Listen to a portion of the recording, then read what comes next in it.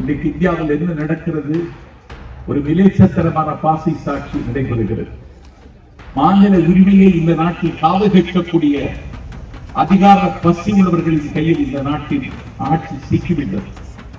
எப்படியாவது இந்த நாட்டில் பிஜேபி அல்லாத ஆளுங்கட்சியாக இருக்கிற மாநிலங்களை பழிவாங்குவதற்கு இரத்த பசியுடன் அடைகிறார். இன்றைக்கு உச்ச நீதிமன்றத்தினுடைய தீர்ப்பின் மீது ஒரு அத்துமீறலை செய்கிறார், அதிகார துஷ்பிரயோகம் செய்கிறார்.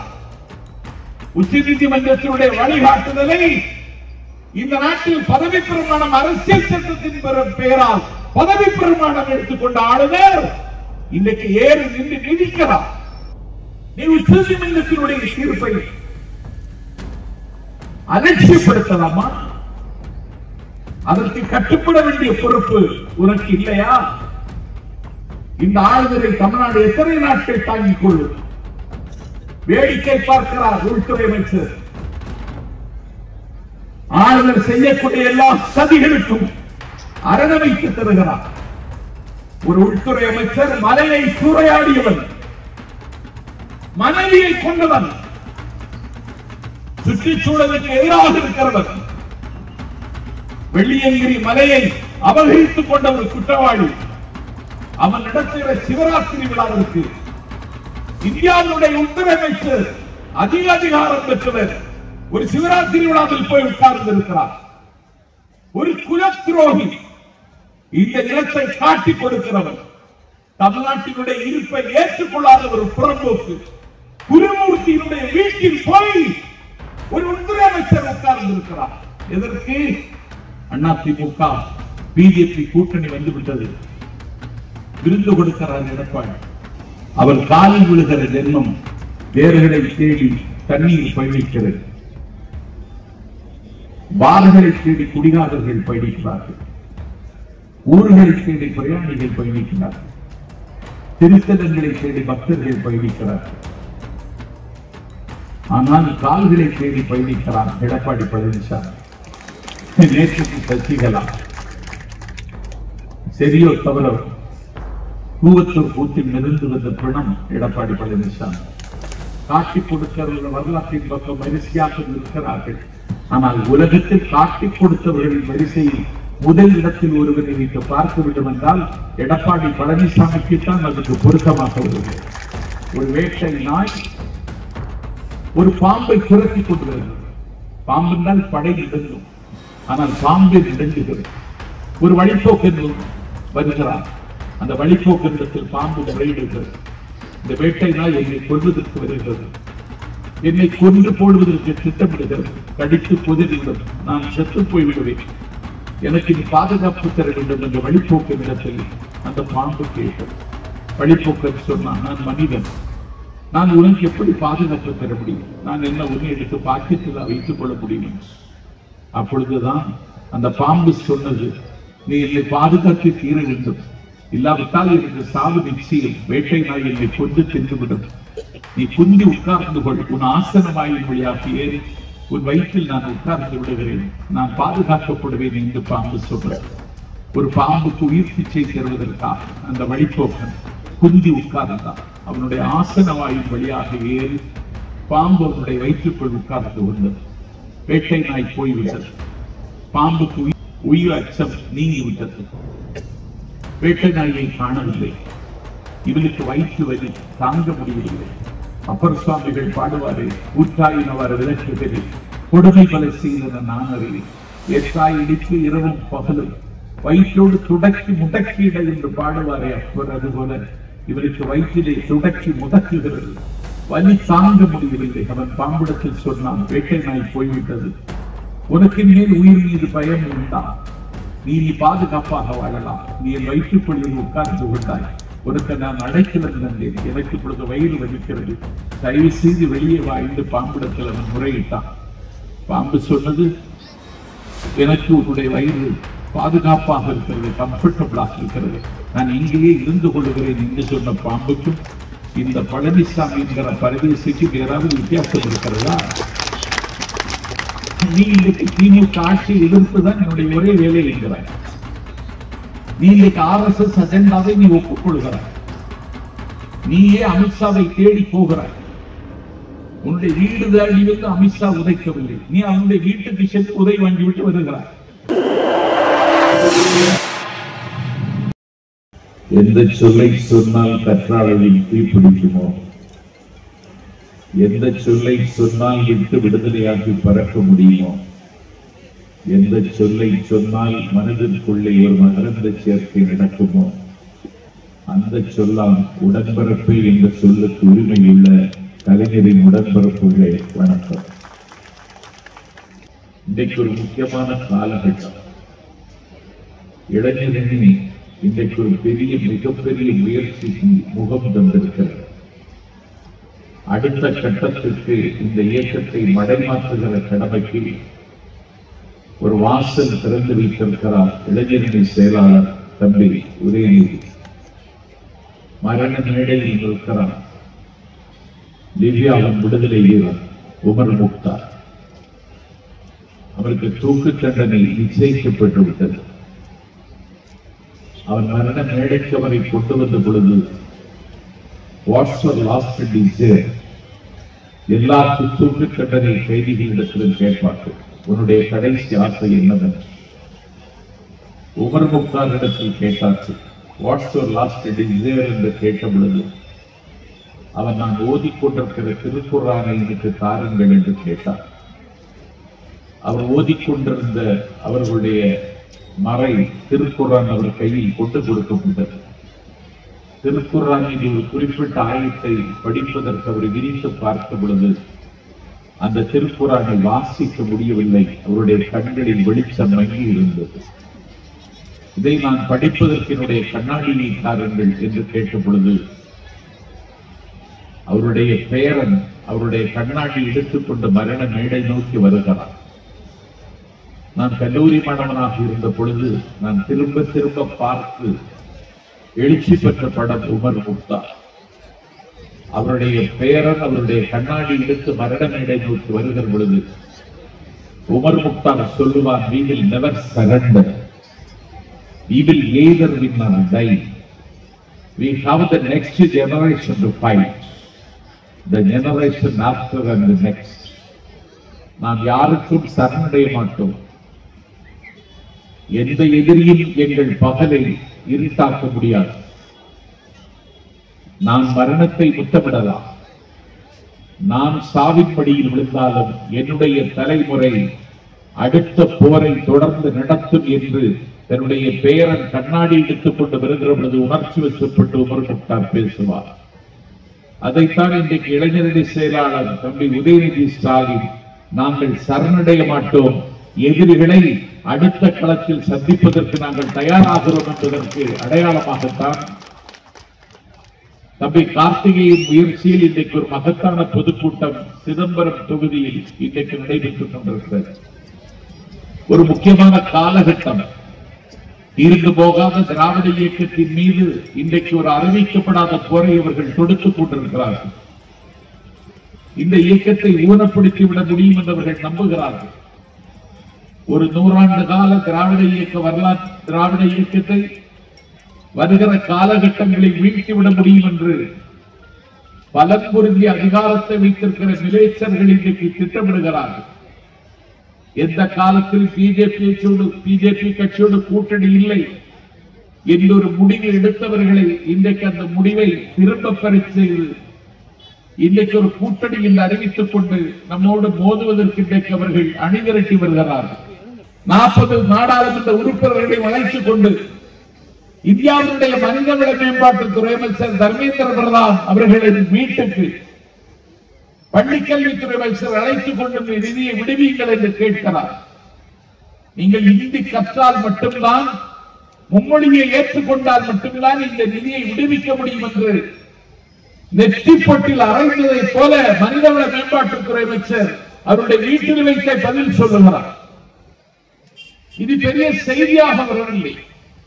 அடுத்த நாள் நாடாளுமன்றத்தில் சந்தையில் அல்ல, சத்திரத்தில் அல்ல, சாவடியில் அல்ல, சந்துபத்தில் நின்று கொண்டல்ல, பாராளுமன்றத்திற்கு பேரே ஹவுஸ், நாடாளுமன்றத்தின் அத்தாடி மண்டபத்தில் நின்று கொண்டு இந்தியாவுடைய மனிதவள மேம்பாட்டுத்துறையினுடைய அமைச்சர் தர்மேந்திர பிரதான் தான் அடித்த மூப்பாக தடித்த வார்த்தைகளால் uncivilized Tamil Nadu people, undemocratic country Tamil Nadu என்று அவர் நாடாளுமன்றத்திலேயே பேசுகிறார்.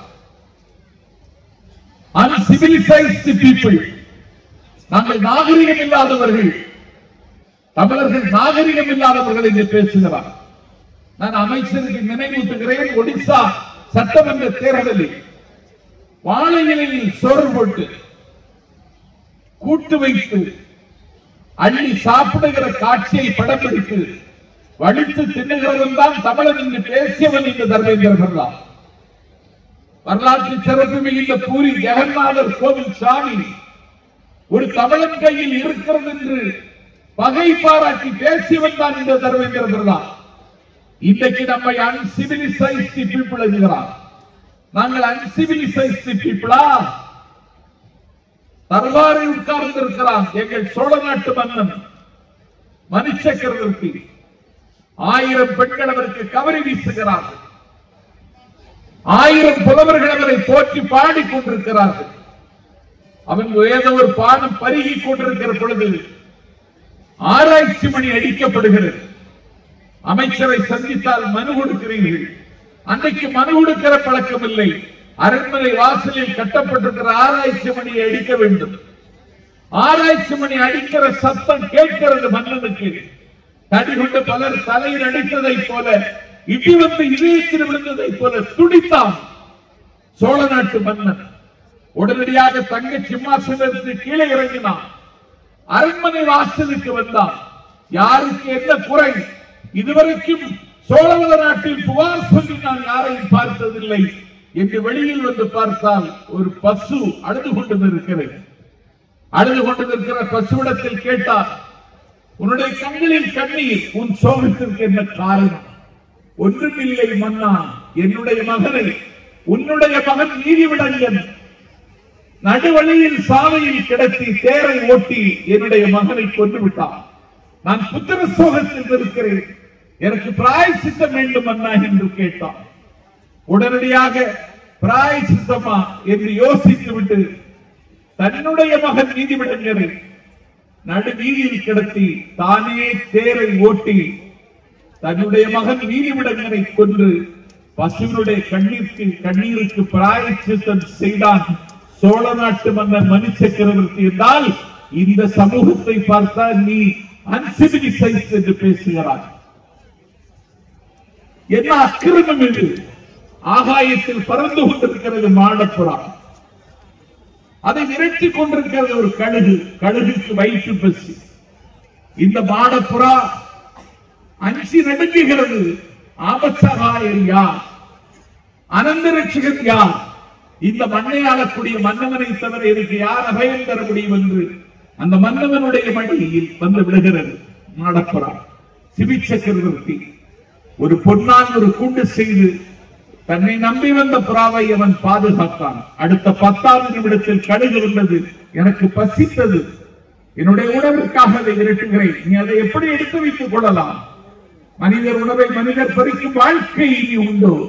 மனிதர் நோகும் மனிதர் பார்க்கும் வழக்கம் இனி உண்டோ என்று கேட்டு என் பெருமைக்குரியவர்களை விவாதம் செய்கிறது கழுகு. பொன் கூட்டை திறந்து உனக்கு பசிக்கிறது, உனக்கு உணவுதானே வேண்டும் என்று சொல்லி அந்த புறாவிற்கு ஈடாக ஒரு தராசு தட்டில் புறாவை வைத்து மற்றொரு தராசு தட்டில் புறாவிற்கு ஈடாக தன்னுடைய கால் பசி அறிந்து தந்தான் சிபி சக்கரவர்த்தி. ஒரு பசுவிற்கு பிராயச்சித்தத்திற்கு தன்னுடைய மகனை கொண்டு நீதி வழங்கிய மன்னர்கள் எங்கள் மன்னர்கள். ஒரு புறாவிற்கு உயிர் பிச்சை தருவதற்கு தன்னுடைய கால் பசி அறிந்து தந்தவர்கள் எங்கள் மன்னர்கள். எங்களை uncivilized என்கிறார். நாங்கள் 18 முழம் சேலை மீது தீப்பெட்டிக்குள் அடைத்து தீவுகள் தோறும் பெற்றவர்கள். நாங்கள் சிங்களத்தை, புட்பகத்தை, சாவகத்தை கட்டத்தில் வைத்து கட்டி ஆண்டவர்கள். உலக வரலாற்றில் முதலாக கடற்படையை எங்கள் கையில் வைத்திருந்தவர்கள். எங்களை நாகரிகமற்றவன் என்று நாடாளுமன்றத்தில் பேசுகிறார் மனிதவள மேம்பாட்டுத்துறை அமைச்சர். இன்றைக்கு இதை கண்டிப்பதற்குத்தான் இந்த கூட்டம். ஆகவே நம்மளை மோதி பார்க்கிறார்கள், உரசி பார்க்கிறார்கள். நமக்கு தோல் மறுத்து போனதா என்று அவர்கள் நமக்கு சோதனை செய்து பார்க்கிறார்கள். இவர்களுக்கு பதில் சொல்வதற்காகத்தான் நாடு முழுக்க. அதனால்தான் மேடையில் பேசுகிற அமைச்சர் கேள்விகளால் கேள்வி செய்தார். கேள்வி கேட்டு அவர் பதிலை வாங்கிக் கொண்டார். அதற்கான தேவை இன்றைக்கு வந்திருக்கிறது. நீ எங்களை குறை சொல்வதற்கு ஒரு தகுதி இருக்கிறதா? இன்றைக்கு இந்தியாவில் என்ன நடக்கிறது? ஒரு விலைச்சத்திரமான பாசை சாட்சி நடைபெறுகிறது. மாநில உரிமையை இந்த நாட்டில் காவு கேட்கக்கூடிய அதிகார பசி உள்ளவர்களின் கையில் இந்த நாட்டில் ஆட்சி சிக்கிவிட்டது. எப்படியாவது இந்த நாட்டில் பிஜேபி அல்லாத ஆளுங்கட்சியாக இருக்கிற மாநிலங்களை பழிவாங்குவதற்கு இரத்த பசியுடன் அடைகிறார். ஒரு கான்ஸ்டிடியூஷனல் அத்தாரிட்டியாக நியமிக்கப்பட்டவன் தான் ஒரு ஆளுநர். தமிழ்நாட்டில் ஒரு ஆளுநர் இருக்கிறார், பீகாரில் இருந்து இறக்குமதி செய்யப்பட்டவர். பொதுவாகவே ஆளுநர்கள் என்பவர்கள் அரசியலிலே பதவி இல்லாமல் இருப்பவர்கள், அரசியலில் ஓய்வு பெற்றவர்கள். இன்னும் சொல்ல போனால் ஆளுநர்கள் என்பவர்கள் காயடிக்கப்பட்ட காங்கேய மாடுகளுக்கு சமமானவர்கள். ஒவ்வொரு மாநிலத்திலும் காயடிக்கப்பட்டவன் ஏதாவது ஒரு மாநிலத்தில் ஆளுநராக நியமித்து விடுகிறார்கள். தமிழ்நாட்டுக்கு ஒரு ஆளுநர். இன்றைக்கு உச்ச நீதிமன்றம் எங்களுக்கு தீர்ப்பு வழங்கி இருக்கிறது. தமிழ்நாடு சட்டமன்றத்தில் நிறைவேற்றிய 10 மசோதாக்களுக்கு கையெழுத்து போடுவதற்கு மறுக்கிறார் ஆளுநர் ஆர் என் ரவி. நாங்கள் எந்த மசோதாவை நிறைவேற்றினாலும் அவர் யோசிக்கிறார், ஒரு முறைக்கு பல முறை யோசிக்கிறார். இன்றைக்கு பாரிபாலன் என்னை சந்திக்க வருகிற பொழுது எனக்கு பரிசாக ஒரு புத்தகத்தை தந்தார். நான் அந்த புத்தகத்தை ஒரு அரை மணி நேரத்தில் பாதி புத்தகத்தை நான் படித்து விட்டேன். ஆனால் ஒரு 4 பக்கங்கள் கொண்ட ஒரு மசோதாவை நிறைவேற்றி ஆளுநர் ஆர் என் ரவிக்கு கொடுத்தால் காலவரையில இல்லாமல் அதை ஒத்திவைத்துக் கொண்டே இருக்கிறார், கையெழுத்து போட மறுக்கிறார். இதுதான் தமிழ்நாட்டின் தலையெழுத்தா? மக்களால் தேர்ந்தெடுக்கப்பட்ட ஒரு அரசாங்கம் எடுக்கிற முடிவை முடக்குவதுதான் ஒரு ஆளுநருடைய வேலையா என்று கேட்டு உச்ச நீதிமன்றத்தின் கதவை தட்டினார் மாண்புமிகு முதலமைச்சர் என் ஸ்டாலின். உச்ச நீதிமன்றம் நீண்ட விசாரணைக்கு பிறகு இந்த 10 மசோதாக்களும் செல்லும், இதை நடைமுறைப்படுத்துவதற்கு அங்கீகாரத்தை உச்ச நீதிமன்றமே உங்களுக்கு வழங்குகிறது. ஆகவே ஆளுநருக்கு காலவரையறை கிடையாது, இது குடியரசுத் தலைவருக்கும் பொருந்தும் என்ற ஒரு தீர்ப்பை இன்றைக்கு உச்ச நீதிமன்றம் வழங்கி தமிழ்நாட்டின் முதலமைச்சர் ஸ்டாலின் தமிழ்நாட்டுக்கு மட்டுமல்ல இந்தியாவிற்கு அவர்தான் முதலமைச்சர் என்று உச்ச நீதிமன்றம் இன்றைக்கு சொல்லியிருக்கிறார். இன்றைக்கு அண்ணன் ஸ்டாலின் வாங்கிய தீர்ப்பின் மூலம் மலையாள மண்ணினுடைய முதலமைச்சர் பினராயி விஜயன் மகிழ்ச்சியின் உச்சியில் இருக்கிறார். மேற்கு வங்காளத்தினுடைய முதலமைச்சர் மம்தா பானர்ஜி, ஜார்க்கண்டின் முதலமைச்சர், தெலுங்கானா முதலமைச்சர் ரேவந்த் ரெட்டி, ஆந்திராவின் முதலமைச்சர் சந்திரபாபு நாயுடு, கர்நாடகத்தினுடைய முதலமைச்சர், எல்லோரும் இன்றைக்கு நாம் கேட்க வேண்டியதை தமிழ்நாட்டின் முதலமைச்சர் கேட்டு நமக்கு வாங்கி தந்திருக்கிறார் என்று அண்ணன் ஸ்டாலினுடைய புகழ் இன்றைக்கு 1000 மடங்கு இன்றைக்கு பிறந்து கொண்டிருக்கிறது. ஆனால் இதை ஏற்க மறுக்கிற அந்த ஆளுநர் இன்றைக்கு உச்ச நீதிமன்றத்தினுடைய தீர்ப்பின் மீது ஒரு அத்துமீறலை செய்கிறார், அதிகார துஷ்பிரயோகம் செய்கிறார். உச்ச நீதிமன்றத்தினுடைய வழிகாட்டுதலை இந்த நாட்டில் பதவி பிரமாணம் அரசியல் சட்டத்தின் பெயரால் பதவி பிரமாணம் எடுத்துக்கொண்ட ஆளுநர் இன்றைக்கு ஏறி நின்று நிதிக்கிறார்.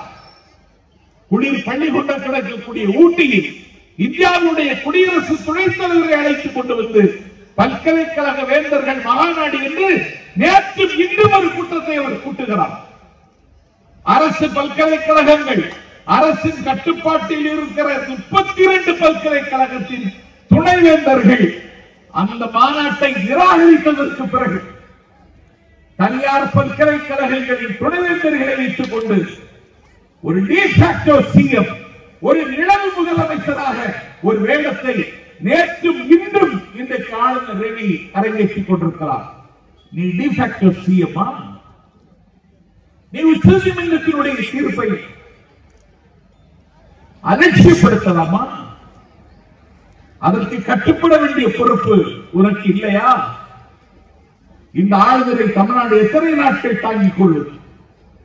வேடிக்கை பார்க்கிறார் உள்துறை அமைச்சர்.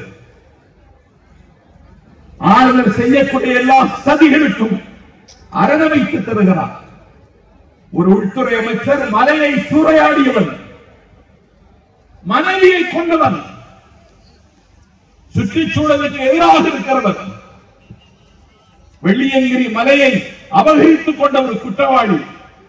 அவன் நடத்துகிற சிவராத்திரி விழாவிற்கு இந்தியாவுடைய உள்துறை அமைச்சர் அதிக அதிகாரம் பெற்றவர் ஒரு சிவராத்திரி விழாவில் போய் உட்கார்ந்து இருக்கிறார்.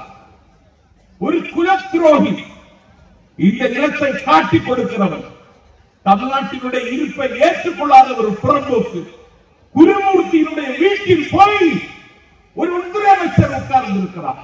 எதற்கு? திமுக அரசை காயப்படுத்துவதற்கு, அண்ணன் ஸ்டாலினுக்கு சகலத்தையும் சங்கடத்தை கொடுப்பதற்கு. அமைச்சர் கேட்டது போல நாங்கள் எந்த குற்றம் செய்தோம்? யார் வீட்டில் எரிந்து கொண்டிருந்த விளக்கை அணைத்தோம்? யாருடைய வட்டில் சொட்டில் மண்ணை எள்ளி போட்டோம்? யார் பயணம் செய்யக்கூடிய பாதையில் முள்ளை விதைத்தோம்? யாருடைய பயணத்திற்கு நாம் இடையூறாக இருந்தோம்? யார் கண்ட கனவில் நாம் கல்லறிந்தோம்? ஏன் இப்படி சோதிக்கிறீர்கள்? இதை மக்களை போய் சந்தித்து முறையிடுவதை தவிர திராவிட முன்னேற்ற கழகத்திற்கு வேறு வழி இல்லை. நீங்களே இந்த நாட்டில் இறுதி எஜமானர்கள். அதிமுக பிஜேபி கூட்டணி வந்துவிட்டது. விருந்து கொடுக்கிறார் எடப்பாடி.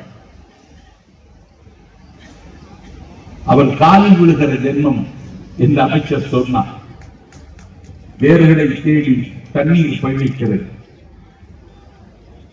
பார்களை தேடி குடிகாரர்கள் பயணிக்கிறார்கள், ஊர்களை தேடி பிரயாணிகள் பயணிக்கிறார்கள், திருத்தலங்களை தேடி பக்தர்கள் பயணிக்கிறார்கள். ஆனால் கால்களை தேடி பயணிக்கிறார் எடப்பாடி பழனிசாமி. நேற்றுக்கு சசிகலா சரியோ தவறோ கூவத்தூர் கூத்தில் மிதந்து வந்த பிணம் எடப்பாடி பழனிசாமி. அவனை கொண்டு போய் முதலமைச்சராக முடிசூட்டி பார்த்தார். உச்ச நீதிமன்றத்தின் தீர்ப்பு வருகிறது. சசிகலா மிகுந்த கவலை கூடும் கண்ணீரை சுமந்து கொண்டு பரப்பன அக்கரகாரம் சிறைக்கு செல்லுகிறார். அவரை காப்பாற்ற வேண்டிய பொறுப்பு எடப்பாடிக்கு உண்டு. ஆனால் காட்டி கொடுத்தார் சிறைக்கு அனுப்பி. உலகத்திலே காட்டி கொடுத்தவர்களுடைய வரலாற்றை நாங்கள் சம்பத் ஒரு மாணவனாக படித்திருக்கிறேன், படித்துக் கொண்டிருக்கிறேன். என் பெருமைக்குரியவர்களை அற்பத்தனமான வெள்ளி காசுகளுக்காக இதே உள்ளவர்கள் பாக்கியவான்கள் என்று சொன்ன இயேசுவை காட்டிக் கொடுத்தான் யூதாஸ். ஜெகமண்டு போரிட்ட அகஸ்டஸ் சீசரை இந்த நாட்டில் காட்டிக் கொடுத்தான் புரூட்டஸ். வானம் பொழிகிறது, பூமி விளைகிறது, உனக்கு எதற்கு தர வேண்டும் கிறிஸ்து? எவ்வளவு பெண்களுக்கு மஞ்சள் தரித்தாயா, பணிவிடை புரிந்தாயா, நாட்டு நட்டாயா, கஞ்சி கலையும் சுமந்தாயா, பிச்சை கேட்டால் தருகிறேன், வரி கேட்டால் தர முடியாது என்று தூக்கு மேடையில் மரணத்தை முத்தமிட்ட வீரபாண்டிய கட்டப்புகரை காட்டிக் கொடுத்தார் எட்டப்பர்.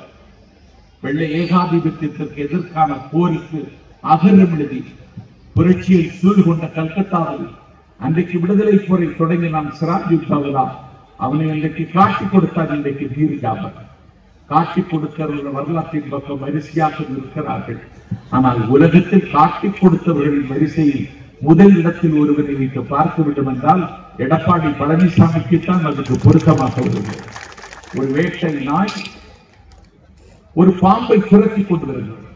பாம்பு என்றால் படை இடங்கும், ஆனால் பாம்பை இடங்குகிறது. ஒரு வழிப்போக்கன் வருகிறார். அந்த வழிப்போக்கனிடத்தில் பாம்பு முறையிடுகிறது. இந்த வேட்டை நாய் என்னை கொல்வதற்கு வருகிறது, என்னை கொன்று போடுவதற்கு திட்டமிடுகிறது, கடித்து பொதிரிவிடும், நான் செத்து போய் விடுவேன், எனக்கு நீ பாதுகாப்பு தர வேண்டும் என்ற வழிப்போக்கனிடத்தில் அந்த பாம்பு கேட்டது.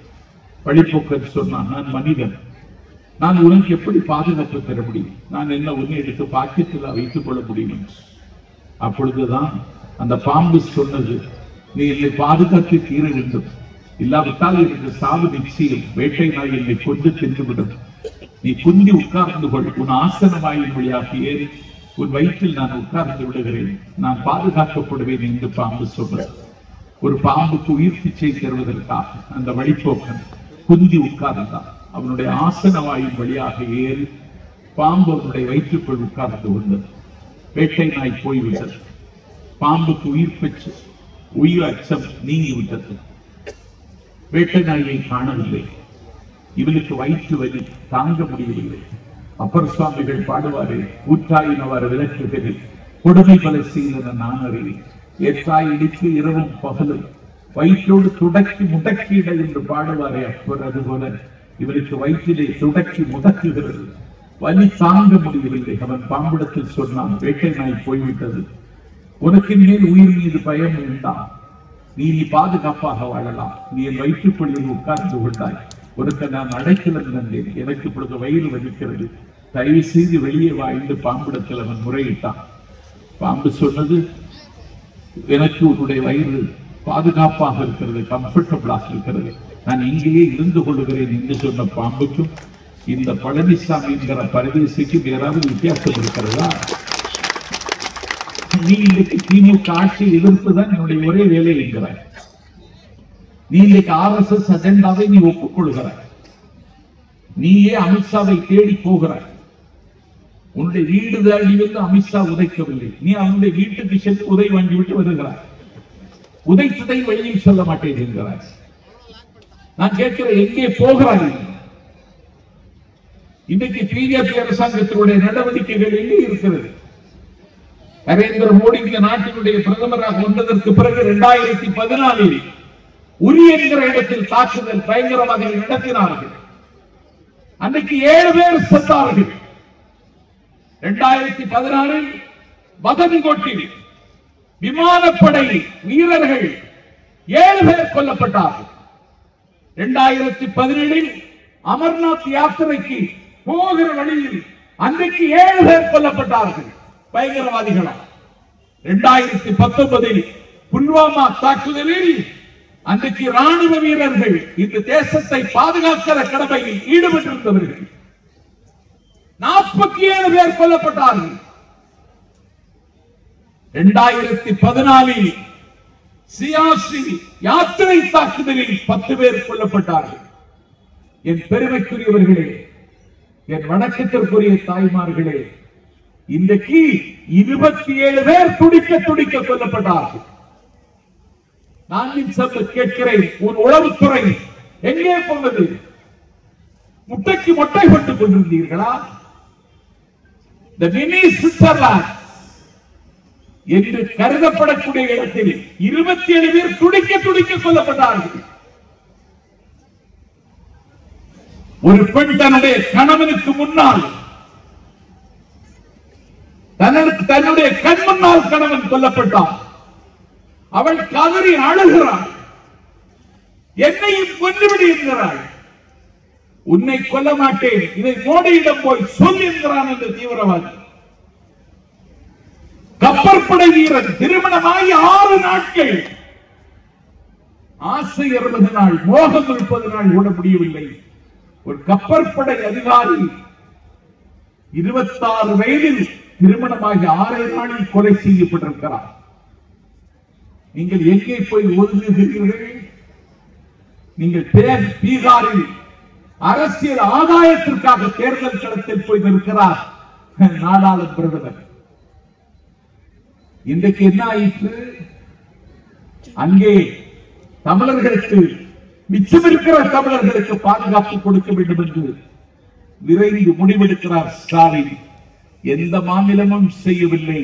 46 பேர் பாதிக்கப்பட்ட தமிழர்களை விமானத்தில் அழைத்துக் கொண்டு தாயகத்திற்கு திரும்பிவிட்டது. இது தமிழ்நாடு அரசின் நடவடிக்கை. ஒன்றிய அரசு நடவடிக்கை எடுத்ததா? இல்லை. சோவியத் ரஷ்யா உக்ரைன் போர், ஆண்டுக்கு 25 லட்சம் கொடுத்து MBBS படிப்பதற்கு எனக்கு வசதி இல்லை. நான் கடன் கடந்த நாட்டுக்கு என் மகனை படிக்க அனுப்புகிறேன். பிலிப்பைன்ஸுக்கு போகிறான், கஜகஸ்தானுக்கு போகிறான், தஜிகிஸ்தானுக்கு போகிறான், உக்ரைனுக்கும் போனான். எங்கள் பிள்ளைகள் அங்கே MBBS படிக்க போனார்கள். படிக்க போன இடத்திலே சோவியத் ரஷ்யா உக்ரைன் மீது ஒரு போர் தொடுத்தது. உடைந்து நொறுங்கியது உக்ரைன். மாளிகைகள் மண்மேடாயிற்று. இனிமேல் இங்கே இருக்க முடியாது என்கிற நிலைமைக்கு தமிழ்நாட்டு மாணவர்கள் ஆளானார்கள். உக்ரைனில் கல்வி தேடி போன எங்கள் தமிழ்நாட்டு பிள்ளை செல்வங்களை உக்ரைனுக்கே சென்று விமானத்தில் தமிழ்நாட்டுக்கு அழைத்து வந்து அவர்களுக்கு அடைக்கலம் கொடுத்தது மட்டுமல்ல, அவர்களுக்கு ஆதரவாக இருந்த ஆட்சி அண்ணன் ஸ்டாலின் அவர்களினுடைய ஆட்சி. அந்த பயணச் செலவை தமிழ்நாடு அரசு ஏற்றுக்கொண்டது. அண்ணன் ஸ்டாலின் அந்த முடிவை எடுத்ததற்கு பிறகுதான் மோடி உக்ரைனில் இருக்கிற இந்தியவர்களை இந்தியாவுக்கு கொண்டு வரக்கூடிய நடவடிக்கைகளில் இறங்கினார். நாங்கள் எதை கேட்டாலும் தர மறுக்கிறார்கள். நாம் ₹1 கொடுத்தால் நமக்கு 29 காசு திருப்ப தருகிறார்கள். ஆனால் உத்தரப்பிரதேசம் ₹1 கொடுத்தால் அவருக்கு ₹2.75 காசு திருப்பி கொடுக்கிறார். சட்டமன்ற தேர்தலை எதிர்கொள்ள தயாராக இருக்கிற பீகாருக்கு ₹7 கொடுக்கிறார்கள். தமிழ்நாட்டுக்கு 29 காசு தருகிறார். இந்தியாவுக்கு ஒரு நிதியமைச்சர் நிர்மலா சீதாராமன் ஆண்டுதோறும் நடக்கப்பது உலக அழகி போட்டியில் தங்கப்பதக்கம் பெறுகிற பெருமாட்டி. வெங்காயம் விலை ஏறுகிறது, பூண்டு விலை ஏறுகிறது என்றால் நான் வெங்காயம் சாப்பிடுவதில்லை, பூண்டு சாப்பிடுவதில்லை என்று வித்தாரம் பேசுகிறார் நிதியமைச்சர். நான் நிதியமைச்சருக்கு சொல்லுகிறேன், வெங்காயம் சாப்பிடுங்கள், பூண்டு சாப்பிடுங்கள், கொஞ்சமாவது உணர்ச்சி எப்போது வரும், அதை நீங்களே உணர்வீர்கள். ₹102 பெட்ரோல், ₹102 டீசல், இது எப்படி வாங்குகிறது? உலக சந்தையில் கச்சா எண்ணெய் விலை குறைந்தாலும் இந்தியாவில் குறைவதில்லை. என் காலடியில் கிடக்கின்ற சின்னஞ்சிறிய இலங்கை தீவில் பெட்ரோல் விலை குறைகிறது, டீசல் விலை குறைகிறது. உச்சியில் இருக்கிற நேபாளத்தில் பெட்ரோல் விலை குறைகிறது, டீசல் விலை குறைகிறது. பக்கத்தில் இருக்கிற பாகிஸ்தானில் பெட்ரோல் விலை குறைகிறது, டீசல் விலை குறைகிறது. வல்லரசு என்று சொல்லிக் கொள்கிற இந்தியாவில் ஏன் விலை குறைவதில்லை, ஏன் என்று நிதியமைச்சரிடத்தில் கேட்டால் நிதியமைச்சர் சொல்லுகிறார், நான் பெட்ரோல் கார் உபயோகிப்பதில்லை, நான் பேட்டரி கார் தான் உபயோகிக்கிறேன் என்று பதில் சொல்லுகிறார். இப்படி வித்தாரமாக பதில் சொல்லுகிறார்கள். நம்முடைய கேள்விக்கு அவர்களிடத்தில் பதில் இல்லை. நான் அமைச்சருக்கு சொல்லுகிறேன், அண்ணன் ஸ்டாலினிடத்தில் சொல்லுங்கள், ஒரு அபாயமான பாதையை இவர்கள் இதற்கு திறந்து வைக்கப் போகிறார்கள். இந்த பயங்கரவாதிகளினுடைய தாக்குதலை பயன்படுத்திக் கொண்டு பாகிஸ்தானை பகை பாராட்டி வெறுப்பரசியலை தீவிரப்படுத்துவதற்கு அவர்கள் திட்டமிடுகிறார்கள். நான் தொலைக்காட்சி பார்த்துவிட்டு தான் மேடைக்கு வருகிறேன். இன்றைக்கு தீவிரவாதிகளை ஒடுக்குகிற போர் ஆரம்பமாகிவிட்டது என்று அறிவிப்பது மட்டுமல்ல, அதை எந்த ஊடகங்களிலும் ஒளிபரப்பக்கூடாது என்று இன்றைக்கு ஒரு உத்தரவு போட்டிருக்கிறார்கள். இது எங்கே கொண்டு விடும்? அந்த தீவிரவாதிகள் தாக்கல் அந்த மினி சுவிட்சர்லாந்து, அந்த பகல்காம் பள்ளத்தாக்கில் சுற்றுலா சென்றவர்கள் ஒரு பகல் 3 மணிக்கு முகம் தெரியாத தீவிரவாதிகள் தாக்குதல் தொடங்குகிற பொழுது அவர்களை அந்த பள்ளத்தாக்கு போக வேண்டும் என்றால் கால்நடையாகத்தான் நடந்து செல்ல வேண்டும், காரில் போக முடியாது. இல்லாவிட்டால் குதிரையில் தான் கொண்டு விடுவார். அப்படி அவர்களை குதிரையில் ஏற்றிக் கொண்டு போனவன் தான் உவேல் பாட்ஷா என்பவர். அவர்தான் அவர்கள் மீது தாக்குதல் வருகிற பொழுது அவர்களை எதிர்த்து அந்த உசேன் பாட்ஷா தான் போராடுகிறார். அவர்களை எதிர்த்து நிற்கிறார், மண்ணு கட்டுகிறார், மற்போருக்கு ஆயத்தமாகிறார். அவர்களை காப்பாற்றுவதற்கான போரில் அவன் இறந்து போனான். இன்றைக்கு அவர்கள் மீது மீண்டும் அவர்களை காயப்படுத்துவதற்கு புல்வாமா தாக்குதலில் இதை அரசியல் ஆதாயத்திற்காக பயன்படுத்திக் கொண்டார்கள். இன்றைக்கும் அப்படி பயன்படுத்துவது அவருடைய நோக்கமாக இருக்கிறது என்பதை திராவிட முன்னேற்ற கழகம் அல்ல, தமிழகம் உணர வேண்டும். அவர்களுக்கு நம்மை சிறுமைப்படுத்துவது நோக்கம். ஒரு வெறுப்பு அரசியலை வைத்துக் கொண்டு ஒரு காட்டு மிராண்டித்தனமான நடவடிக்கைகளை மேற்கொள்வதவர்கள் நோக்கம். எதையும் விவாதிப்பதற்கு அவர்கள் தயாரில்லை. Democracy means discussion. எதையும் விவாதிக்கவில்லை. தொகுதி மறுவரையறை செய்ய போகிறோம் 2026 அதற்கான நாள் முன்கூட்டி உணர்ந்து கொண்டார் முதல்வர் ஸ்டாலின். அவர் எல்லா மாநில முதலமைச்சர்களுக்கும் கடிதம் எழுதினார். அதிலும் தென் மாநிலங்கள் தொடர்ந்து வஞ்சிக்கப்படும் என்ற அச்சம் அவருக்கு மேலியது. மலையாள நாட்டின் முதலமைச்சர் பினராயி விஜயனை அழைத்தார், தெலுங்கானா முதலமைச்சர் ரேவந்த் ரெட்டி அழைத்தார், ஜார்க்கண்ட் முதலமைச்சரை அழைத்தார், ஒடிசாவின் முன்னாள் முதலமைச்சர் நவீன் பட்நாயக்கை அழைத்தார். எல்லோரும் அண்ணனுடைய அழைப்பிற்கு ஆதரவு தெரிவித்தது மட்டுமல்ல, இந்த கூட்டத்தில் வந்து கலந்து கொண்டார்கள். இப்பொழுது கேட்கிறார்கள், நாங்கள் எப்போது தொகுதி மறுவரையறை செய்ய போகிறோம் என்று உன்னிடத்தில் சொன்னோம் என்று நான் சபை கேட்கிறேன். 543 பேர் அமரக்கூடிய பாராளுமன்ற கட்டிடம் கம்பீரமாக எழுந்து நிற்கிற பொழுது 888 பேர் அமரக்கூடிய பாராளுமன்ற கட்டிடத்தை எதற்கு கட்டினார்? தொகுதி வரையறை ஒன்று வருமானால் நான் உங்களுக்கு தெரியப்படுத்துகிறேன். 39 இடங்கள் வைத்திருக்கிற தமிழ்நாடு 31 இடங்களுக்கு நாம் குறுகி போய்விடுவோம். 20 இடங்களை வைத்திருக்கிற கேரளா 13ஆக சிறுத்துவிடும். 40 இடங்களை வைத்திருக்கிற பீகார் 70ஆக உயர்ந்துவிடும். 80 இடங்களை வைத்திருக்கிற உத்தரப்பிரதேஷ் 170 இடத்திற்கு வந்து விடுவார். இதுதான் அவர்களது திட்டம். ஒரு 4 மாநிலங்களை வைத்துக் கொண்டு இந்தியாவை காலாகாலத்திற்கும் ஆளலாம் என்று திட்டமிடுகிறார்கள். அதற்குத்தான் இந்திய படி என்று கட்டாயப்படுத்துகிறார்கள். தம்பி தங்கமணி சொன்னார், இந்தியை படிக்க கூடாது என்று நாங்கள் யாருக்கும் கட்டளையிடவில்லை. இந்தி பிரச்சார சபாவின் மீது நாங்கள் கல்லறியவில்லை. மெட்ரிக் பள்ளிகளில் சிபிஎஸ்இ பள்ளிகளில் இந்தி படிக்கக்கூடிய மாணவர்களிடத்திலே நீங்கள் அதை படிக்காதீர்கள் என்று நாங்கள் அவர்களை கேட்கவும் இல்லை. இந்தி படியுங்கள், ஆனால் இந்தியை திணிக்காதீர்கள். இந்தி எதிர்ப்பதற்கு காரணம் இந்தி பேசுகிறவர்கள் எதிர்ப்பதல்ல.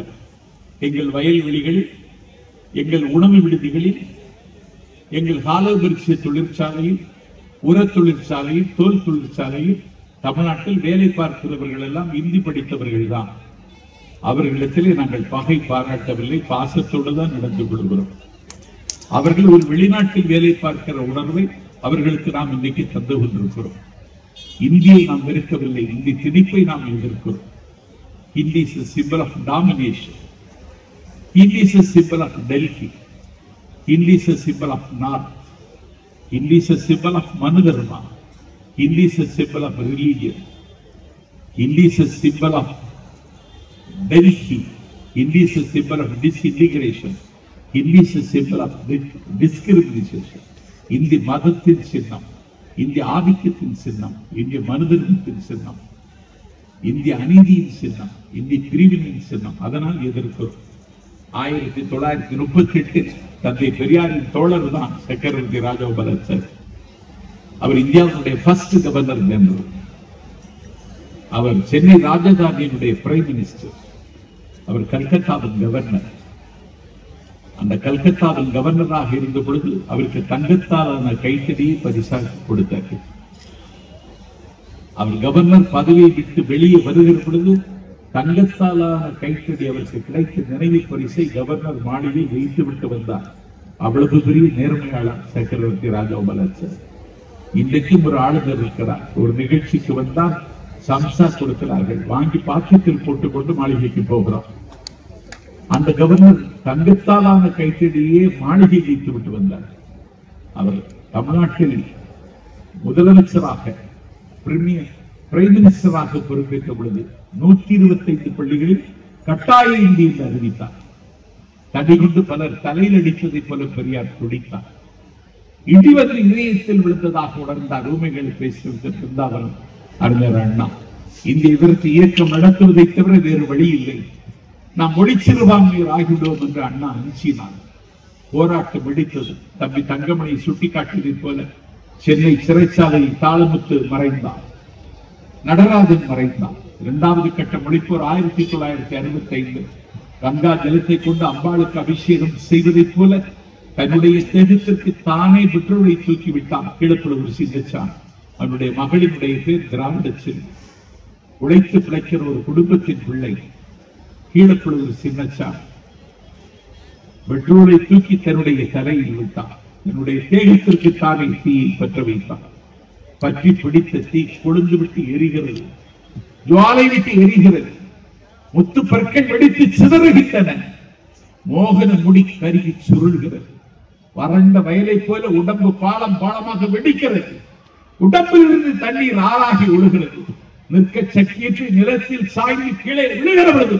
அன்னை தமிழ் வாழ்க, ஆதிக்க இந்தி வீழ்க என்று மூறி முழங்கி அவன் முடித்து போனான். என் பெருமைக்குரியவர்களே, டெல்லி ஏகாதிபத்தியத்திற்கு அமைச்சர் பன்னீர்செல்வத்தை வைத்துக் கொண்டு நான் சொல்லுகிறேன், மீண்டும் கீழப்பழுவூர் சின்னசாமிகளை தேவைப்பட்டால் உருவாக்க திமுக சாயாது. மொழி என்பது என்னுடைய முகம், என்னுடைய முகத்தில் அடுத்தவனுடைய முகவரி எழுத அனுமதிக்க முடியாது. மொழி என்பது என்னுடைய கலாச்சாரத்தை காப்பாற்றுகிற கவசம். அந்த கவசத்தை எந்த கட்டத்திலும் கலத்தி தூர எறிந்து விட முடியாது. மொழி என்பது எனக்கு உள்ளாடுகிற உயிர். இந்த உயிரை உனக்காக நான் இழக்க முடியாது. 1965 கீழப்பழுவூரில் சின்னசாமி, விராலிமலையிலே சண்முகம், கோடம்பாக்கத்திலே சிவலிங்கம், கோவையிலே ஆரோக்கியசாமி, நெல்லிக்குப்பத்திலே மதி, சத்தியமங்கலத்திலே முத்து, கீரனூரிலே முத்து, உயிரற்ற உடலோடு உடையார்பாளையத்திலே வேலாயுதம், நஞ்சருந்தி சத்தான் மாயவரம் சாரங்கபாணி.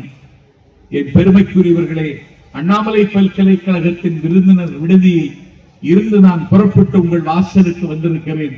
அந்த அண்ணாமலை பல்கலைக்கழகத்தின் வாசலில் மாணவன் ராஜேந்திரன் அங்கே சிலையாக இருக்கிறார்.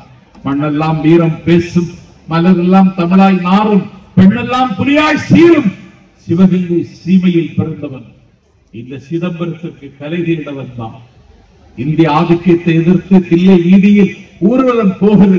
இளைஞர் துடிக்கின்றார். தமிழின் நிலை கிளைஞரடைந்த கேடுகிறார். இங்கு விளையாட வேண்டாமை ஆள வந்தார். வாழ்வின் கலை நீக்குக பூவாய் கருங்குயிலே என்று கூவிக்கொண்டே போனான். அவன் போடுகிற சத்தம் திசைகளின் தசைகளில் பிய்த்தறிந்தது. காக்கி சட்டை அணிந்த ஒரு கனகரவான் அவனை சுடுவதற்கு துப்பாக்கி எடுத்து குறிபார்த்தான். குறி பார்த்தவுடனே குறிப்பறிந்து கொண்டான் தம்பி ராஜேந்திரன். சுடு சுடு, ஆசை தீர சுடு என்று சட்டை புத்தானை கலத்தி மார்பை காட்டி கொடுத்தான். மார்பில் குண்டு பாய்ந்து மரித்து போனான் மாணவர் ராஜேந்திரன். மீண்டும் ஒரு ராஜேந்திரனை உருவாக்குவதற்கு திராவிட முன்னேற்ற கழகம் முன்வரும் என்பதை டெல்லி ஏகாதிபத்தியத்திற்கு நான் எச்சரிக்கிறேன்.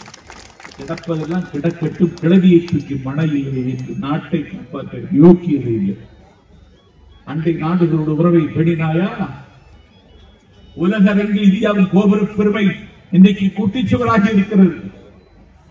உலகம் முழுவதும் இவர்கள் இருவரின் கையில், மோடி அமித்ஷா கையில் இந்தியா இருக்குமானால் இந்தியா அனாதையாகிவிடும், பாதுகாப்பற்ற நிலைக்கு தள்ளப்படும் என்று உலகத்தில் இருக்கிறவர்கள் இன்றைக்கு கருத்து தெரிவிக்கிறார்கள்.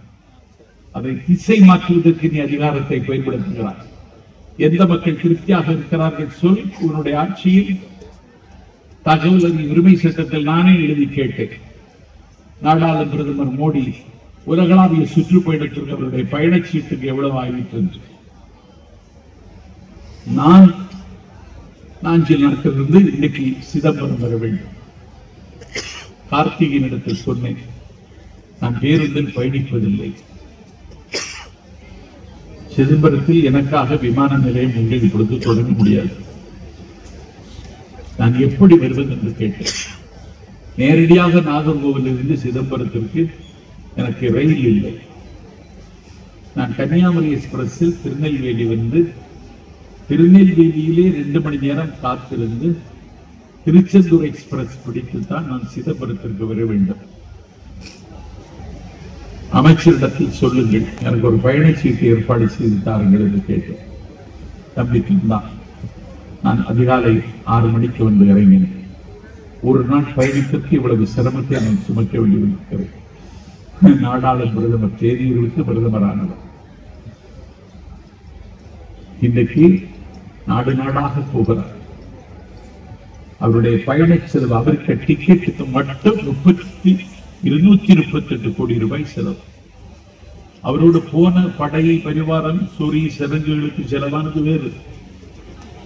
அவருக்கு மட்டும் பயண செலவு மட்டும் 38 கோடி. அவருடைய ஒரு நாள் டிரெஸ் அதுக்கு எவ்வளவு தெரியுமா? அவருடைய ஒரு நாள் டிரெஸ்ஸுக்கு மட்டும் 23 லட்சம் ரூபாய். அவருடைய டிரெஸ்ஸுக்கு டிசைன் மேக்கர் ஒரு ஆள் இருக்கிறார், அவருக்கு சம்பளம் மாசம் 15 லட்சம் ரூபாய். அவருக்கு பயணிப்பதற்கு தனி விமானம். ஏழை நாடு. பரங்கிப்பேட்டையில் சிறுநீரகம் பாதிக்கப்பட்டார். டயாலிசிஸ் செய்வதற்கு அண்ணாமலை பல்கலைக்கழக மருத்துவமனைக்கு ஒரு ஆட்டோ பிடித்துக் கொண்டு வருவதற்கு என்னுடைய ஏழை தாய்க்கு வசதி.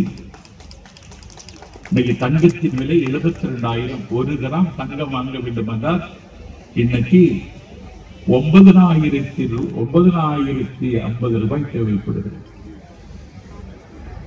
என்னுடைய தங்கையின் மகள் சௌதாமன் 34 வயசு, MA PhD ஆகி முடிக்கவே 34 வயது ஆகிவிட்டது. காலாகாலத்திற்கு கல்யாணம் செய்து கொடு என்று தங்கையிடத்தில் சொன்னேன். என் தங்கை ஏறிக்கவே அழுகிறாள். தங்கம் வாங்க எங்கே அண்ணா போவது? ஆடுவார் இல்லாத அரங்கமாக, பாடுவார் இல்லாத பாடலாக, தேடுவார் இல்லாத திரவியமாக, தீண்டுவார் இல்லாத தின்பண்டமாக, யாரும் எடுத்த பிடிக்காத உயர்ந்த இலக்கியமாக, மொழிபெயர்க்கப்படாத மூத்த கவிதையாக என் தங்கை வீட்டு வாசல் படிக்கட்டி தங்கம் வாங்க வழியில்லாமல் அங்கங்குலைந்து அழுகிறாள். என் தங்கையின் மகளும் என் தங்கை. இதுதான் எங்கள் நிலைமை. இன்றைக்கு எங்களின் வாழ்வாதாரத்திற்கு எந்த வழியும் இல்லை. நாங்கள் தொடர்ந்து வஞ்சிக்கப்படுகிறோம். ஆனால் ஒரு பிரதமருக்கு அவர் சாப்பிடுவது தைவான் காளான். நீங்கள் சாப்பிடுவது என்ன வேணும்னு கேட்கலாம் கார்த்திகேயன். நான் கொஞ்சம் மீன் குழம்பு சோறு கிடைச்சா போதும்னு சொன்னேன். எங்கள் பிரதமர் சாப்பிடுவது தைவான் காளான். ஒரு நேர சாப்பாட்டுக்கு செலவு 6 லட்சம் ரூபாய். அவருக்கு 238 கோடி ரூபாய்க்கு விமான பயணம். என்னடா நாடு இது? எங்கள் முதலமைச்சர் ஒரு அரக்கை சட்டை போட்ட அரக்கை சட்டை, ஒரு 8 முழ வேட்டி, அரசு காரில் பயணித்து கோட்டைக்கு வருகிறார். இரவும் பகலும் அவர் இயங்கிக் கொண்டே இருக்கிறார். தொடர்ந்து சிக்கல்களும் சிரமங்களும் வந்து கொண்டிருக்கிறது. எதிர்கொள்வதற்கு என்ன செய்வது என்று யோசித்துக் கொண்டே இருக்கிறார். ஒரு ஏகாதிபத்தியத்தை எதிர்கொள்ள வேண்டியது இருக்கிறது. துரோகத்தை எதிர்கொள்ள வேண்டியது இருக்கிறது. நான் MRK பன்னீர்செல்வத்திற்கு சொல்வேன், பெரியாருக்கு ஒரு எதிரி பார்ப்பனியம் மட்டும்தான். அண்ணாவுக்கு ஒரு எதிரி காங்கிரஸ் மட்டும்தான். கலைஞருக்கு ஒரு எதிரி மக்கள் திலகம் எம்ஜிஆர் மட்டும்தான். ஆனால் அண்ணன் ஸ்டாலினுக்கு எல்லா முனையிலும் எதிரிகள் நின்று கொண்டிருக்கிறார்கள். அதை எதிர்த்து அவர் நெஞ்சரத்தோடு போராடுகிறார். அவருக்கு துணை நிற்க வேண்டிய நேரம் இந்த நேரம். எப்படியாவது இவர்களை சிதைத்து விட முடியும் என்றவர்கள் இன்றைக்கு கருதி கொண்டிருக்கிறார்கள். இவ்வளவு பெரிய வன்கொடுமை அவர் எதிர்கொள்கிறார். நம்முடைய குரல் இனிமேல் டெல்லியில் கேட்காது என்கிற நிலைமையை உருவாக்குவதற்கு அவர்கள் பார்க்கிறார்கள். இத்தனைக்கும் நாம் எந்த பாவமும் செய்யவில்லை. அவர்களுக்கு உரிய மரியாதையை கொடுக்காமலும் நான் இருந்ததில்லை. நாம் உரிமைக்கு குரல் கொடுக்கிறோம். அதுவே அவர்களுக்கு கேட்க சகிக்கவில்லை. எடப்பாடி பழனிசாமியாக இருக்க வேண்டும் என்று அவர்கள் எதிர்பார்க்கிறார்கள். இன்றைக்கு இப்படி ஒரு ஆபத்து தமிழ்நாட்டுக்கு வந்திருக்கிறது. நாளைக்கு தொகுதி வரையறை செய்து 31 என்று தீர்மானித்துவிட்டால் நம்முடைய குரல் கேட்காது. நான் இங்கே வருகை தந்திருக்கிற தாய்மார்களுக்கு சொல்லுகிறேன், மணிப்பூர் உலகமெல்லாம் சுற்றிவிட்டார் பிரதமர். மணிப்பூருக்கு இன்னும் போகவில்லை. அவருடைய உதவியாளர் அவருடைய பிரைவேட் செக்ரட்டரி பிரதமரை கேட்கிறார், நாம் எந்த நாட்டுக்கு போக வேண்டியது இருக்கிறது? அவருடைய பிரைவேட் செக்ரட்டரி சொல்லுகிறார், இனிமேல் சுடுகாட்டுக்கு போக வேண்டியது இருக்கிறது. எல்லா நாட்டுக்கும் போயிட்டான். ஆனா மணிப்பூருக்கு போக மாட்டாங்க. நம்மை மணிப்பூராக்க பார்க்கலாம். இந்த மகதி இன இளைஞர்கள் 1000 பேர் வீதியிலே ஊர்வலப்படுகிறார்கள். ஊர்வலத்தினுடைய முகப்பில் என் மதிப்பிற்குரிய தாய்மார்களே, 2 கும்கி இன பெண்கள் பொட்டு துணி இல்லாமல் நிர்வாணமாக அழைத்து வருகிறார்கள். பட்டப்பகலில் கண்ணகி பிறந்த மண்ணில், மணிமேகலை பிறந்த மண்ணில், காரைக்கால் அம்மையார் பிறந்த மண்ணில், புனிதவதி பிறந்த மண்ணில் 2 பெண்களை பொட்டு துணி இல்லாமல் பட்டப்பகலில் நிர்வாணமாக்கி ஊர்வலமாக அழைத்துக் கொண்டு வந்து வன் காற்றுக்கு ஊர்வலம் முடிந்ததற்கு பிறகு அழைத்து சென்று மாறி மாறி வன்புணர்வு செய்து ரத்தம் சொட்ட காட்டில் இருந்து வெளியேறுகிறாள் இந்தியாவின் 2 சகோதரிகள். மணிப்பூரில் இருட்டடிப்பு செய்தார்கள். அந்த துயரத்தில் கவிழ்ந்து கிடக்கிற அந்த பெண்களின் கண்ணீரை, அவர்களின் கதறலை கேட்பதற்கு பிரதமருக்கு நேரமில்லை. Then Rome was burning. Nero was fiddling. ரோமாபுரி நகரம் தீப்பற்றி இருந்த பொழுது நீரோ மன்னன் விடில் வாசித்தான். இதை சரித்திரத்தில் படித்திருக்கிறேன், பதிவு செய்திருக்கிறேன். அதை இன்றைக்கு இந்தியாவில் நான் பார்த்துக் கொண்டிருக்கிறேன். இப்படி ஒரு ஒடுக்குமுறை, இப்படி ஒரு அடக்குமுறை இந்தியாவில் இதற்கு முன் இருந்ததில்லை. பாராளுமன்றத்தில் பேசுவதற்கே உரிமை மறுக்கப்படுகிறது. எந்த கேள்விக்கும் பதில் இல்லை. ஹவுஸில் இந்த நாட்டினுடைய பிரதமர் உட்கார்ந்ததில்லை. நலிவுற்ற நிலையிலும் எங்கள் நாட்டின் முதலமைச்சர் சபையில் உட்கார்ந்திருக்கிறார். எல்லா கேள்விக்கும் பதில் சொல்லுகிறார். எந்த கேள்வி கேட்க வேண்டும் என்று எதிர்க்கட்சி தலைவருக்கு தெரியவில்லை. அறிவொளி இயக்கத்தில் சேர்க்கப்பட வேண்டிய பயன் அந்த பயன். அவனுக்கு எப்படி கேள்வி கேட்க வேண்டும் என்ற ஞானமே அவனுக்கு தெரியவில்லை. தினசரி வெளிநடப்பு செய்கிறார்கள். ஆனாலும் சபை நடக்கிறது. ஜனநாயகத்தினுடைய மாண்பை தினசரி புதுப்பித்துக் கொண்டிருக்கிறோம். இன்றைக்கு அவர்களுக்கு நாம் இன்னும் வெற்றி பெறப் போகிறோம் என்ற அதிர்ச்சியில் அவர்கள் உறைந்து போயிருக்கிறார்கள். அதற்குத்தான் RSS, பிஜேபி, அதிமுக கூட்டணி. இன்றைக்கு SDBI கட்சி அந்த கூட்டணி விலகிவிட்டது. மெகா கூட்டணி அமைப்போம் என்று இன்னும் பழனிசாமி பரும்பிக் கொண்டிருக்கிறார். அதற்கிடையே நாம் தமிழர் இயக்கம் என்ற ஒரு பெயர். அவனை கட்சி நடத்த சொன்னால் அவன் ஊருக்கு கருத்தரிப்பு மையம் நடத்துகிறான். அவனை எங்க கொண்டு போய் நிறுத்துவதுன்னு தெரியல. திராவிட தேசியத்திற்கும் தமிழ் தேசியத்திற்கும் முரண்பாடு தொடர்ந்து பேசுகிறான்.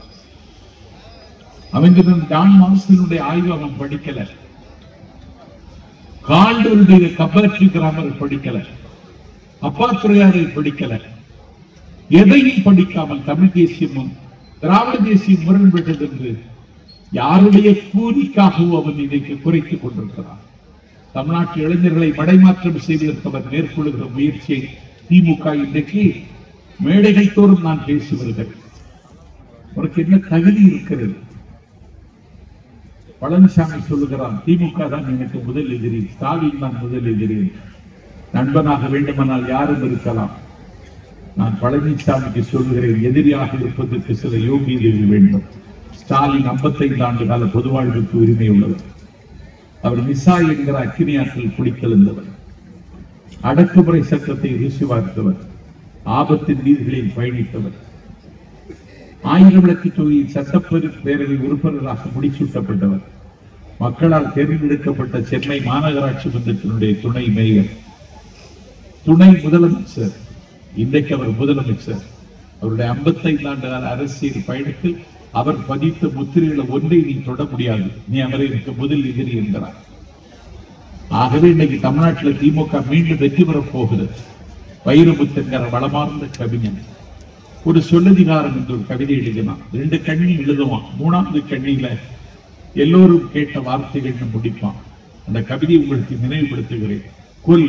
கொள்ளையடி சரித்திரம் அதிகம் கேட்ட வார்த்தைகள், தழுவு முத்தமிடு கட்டில்கள் அதிகம் கேட்ட வார்த்தைகள், 6 சனியனின் தொட்டில்கள் அதிகம் கேட்ட வார்த்தைகள், உனக்கு எப்போது கல்யாணம் விலைமகள் அதிகம் கேட்ட வார்த்தைகள், இன்னொரு ஜென்மம் என்று ஒன்று இருந்தால் பூங்காக்கள் அதிகம் கேட்ட வார்த்தைகள், மறக்காமல் கடிதம் போடுங்கள் ரயிலடிகள் அதிகம் கேட்ட வார்த்தைகள், எல்லோரும் என்னை மன்னித்துக் கொள்ளுங்கள் ஐரோப்பா அதிகம் கேட்ட வார்த்தைகள், பாலாறு தேனாறு பொதுஜனங்கள் அதிகம் கேட்ட வார்த்தைகள், பெரியோர்களே தாய்மார்களே ஒலிபெருக்கி அதிகம் கேட்ட வார்த்தைகள், நேற்றே வந்திருக்க கூடாதா கடன் கேட்போர் அதிகம் கேட்கிற வார்த்தைகள், இனி ஒரு ஜென்மம் என்று ஒன்று இருந்தால் பூங்காக்கள் அதிகம் கேட்ட வார்த்தைகள், கடவுளை வேண்டிக் கொள்ளுங்கள், ஆண்டவன் விட்ட வழி என்று வேண்டிக் கொள்ளுங்கள், மருத்துவமனைகள் அதிகம் கேட்ட வார்த்தைகள். கவிப்பேரரசு கவிதை முடித்து விடுகிறார். நாஞ்சில் சம்பத், MRK மகிழ் செல்வம் தலைமையில் அந்த கவிதையை தொடர்கிறேன். இப்பொழுது எல்லோரும் கேட்கிற வார்த்தைகள் மீண்டும் ஸ்டாலின் முதலமைச்சர் என்பது. ஆகவே தன்னுடைய முதலுக்கு மோசம் வந்துவிட்டது என்று முதலிகள் நீதிக்கு நீர் வடிக்கிறார்கள். ஆகவே அதை அலட்சியப்படுத்திவிட்டு நம்முடைய பயணத்தை தொடரும். இது ஒரு லட்சிய பயணம். நானே எழுதி, நானே அச்சிட்டு, நானே ப்ரூஃப் பார்த்து, நானே படித்து, நானே வெளியிட்டாலும் வெளியிடுவேனே தவிர இந்த குடியரசு இதழை எந்த ஏகாதிபத்தியத்திற்கு மஞ்சி நான் வெளியிடாமல் இருக்க மாட்டேன் என்றார் தந்தை பெரியார். தாழ்ந்த தமிழ்நாடே, தன்மானம் கெட்ட தமிழ்நாடே, வீழ்ந்த தமிழ்நாடே, விசை ஒடிந்த தமிழ்நாடே, கடவுளின் லட்சணத்தை அறியாத தமிழ்நாடு, கலையை உணராத தமிழ்நாடு, ஊக்கமிழந்த தமிழ்நாடு, உள்ளம் இழந்த தமிழ்நாடு. திரும்பாக இருக்கிற நீ இரும்பாக மாறுவது எப்போது? இரும்பாக இருக்கிற நீ ஆயுதமாக ஆறுவது எப்போது என்று அண்ணா கேட்டார். என்னுடைய நடை தள்ளாளலாம், என்னுடைய நடை தடுமாறலாம், என்னுடைய நடை தள்ளாட்டம் காணலாம், என்னுடைய நடை முடிவிட்டு போய்விடலாம். நான் கொண்டிருக்கக்கூடிய லட்சிய உணர்வுகளுக்கு தடை இல்லை, தள்ளாட்டம் இல்லை, முடிவில்லை, இல்லவே இல்லை என்றார் கலைஞர். அந்த தள்ளாட்டம் இல்லாத லட்சிய பயணத்தில் ஒரு முக்கியமான அத்தியாயத்தை திமுக இளைஞரணி இன்றைக்கு எழுதியிருக்கிறது.